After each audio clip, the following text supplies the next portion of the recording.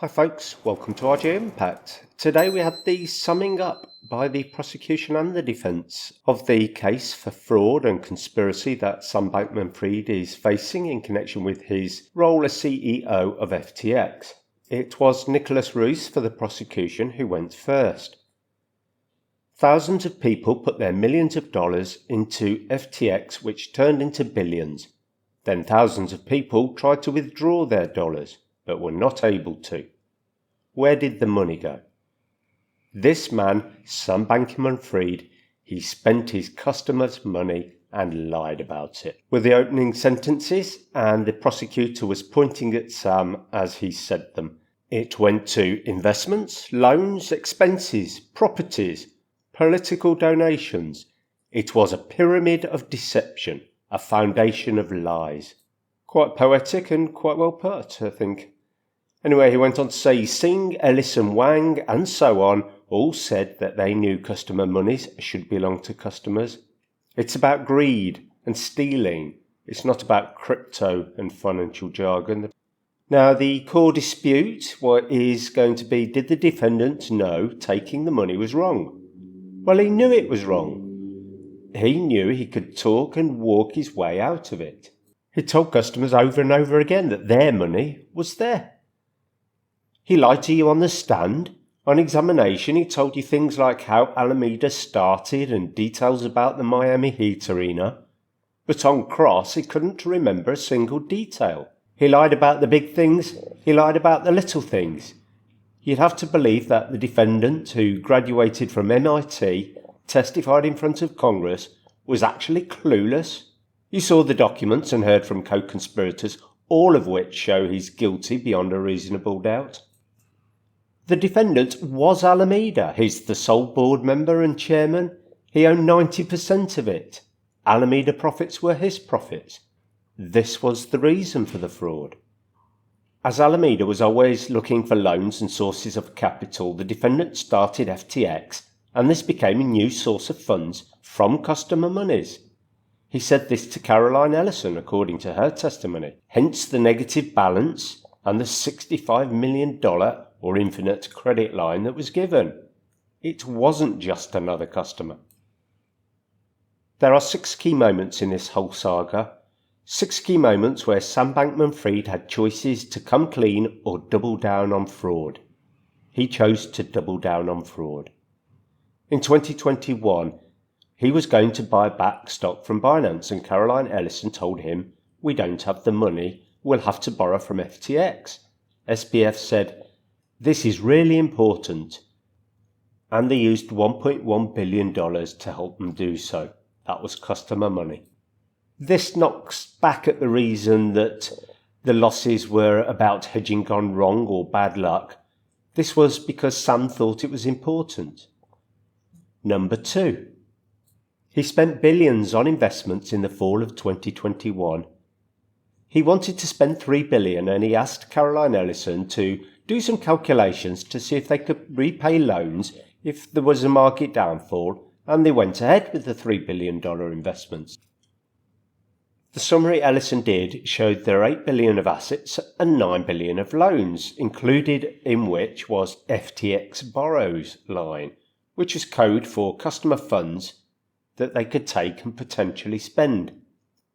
If you had more liabilities than assets, but had access to customer funds and went ahead with the investment, where's the money coming from?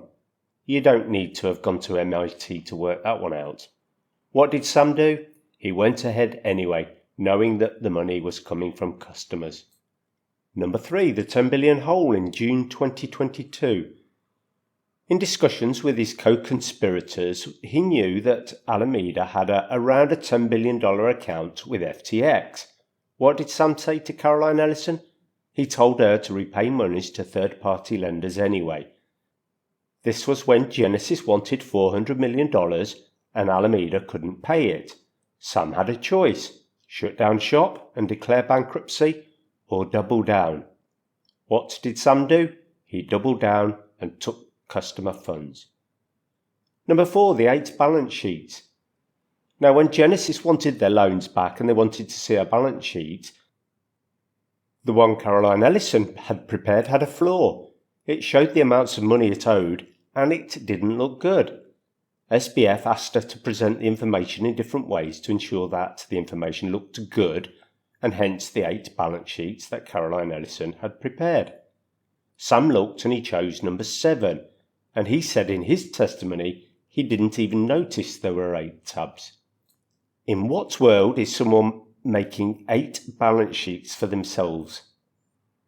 2 balance sheets is one too many, but 8 alternatives and choosing which one is best is definitely fraud. Number 5, in September 2022, when there was an apparent $14 billion hole, and Google metadata shows that SBF viewed a spreadsheet and he knew that Alameda had borrowed around $13.7 billion of customer funds at that point. Even with that knowledge, and SBF himself said it would be difficult to unwind, he spent millions investing in Anthony Scaramucci's Skybridge Capital and Modulo. And 6, the false tweets and confession in November 2022. The CoinDesk article, which voiced concerns over Alameda's relationship with FTX, gave rise to increasing withdrawals on FTX. SBF wrote a Google document at that time saying that they had enough to process around 1/3 of customer assets. In other words, 2/3 was spent, and he knew that. The defendants had a plan, a criminal plan, a fraudulent plan. This alone is enough to convict him. He planned to send a confident Twitter thread. FTX has enough to cover all client holdings. FTX is fine, all assets are fine.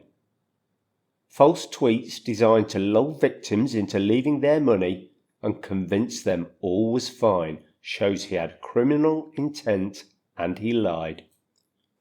You'll hear that a scheme to defraud includes the false promises and lies and representations to victims that are intended to keep their monies. And in summing up, we had perhaps the coup de grace, an admission. On November the 8th, Nishad Singh messages Sam to say, "It might be selfish of me, but employees of FTX may find it reassuring to know that there wasn't a lot of people orchestrating it."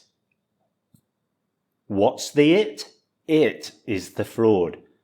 And Sam's response to this was, "Yep, for what it's worth, I don't think that's super selfish. I think that's probably correct."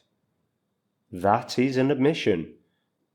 In summary, we've told you what happened, who is responsible, where the money went, and we've answered all of those questions. So that was the prosecution. Forgive me for trying to paraphrase what was a couple of hours worth into just a few minutes, but that was the gist of it. I think I've captured it all. Let's see if I can capture the defence in the same way. It goes something like this.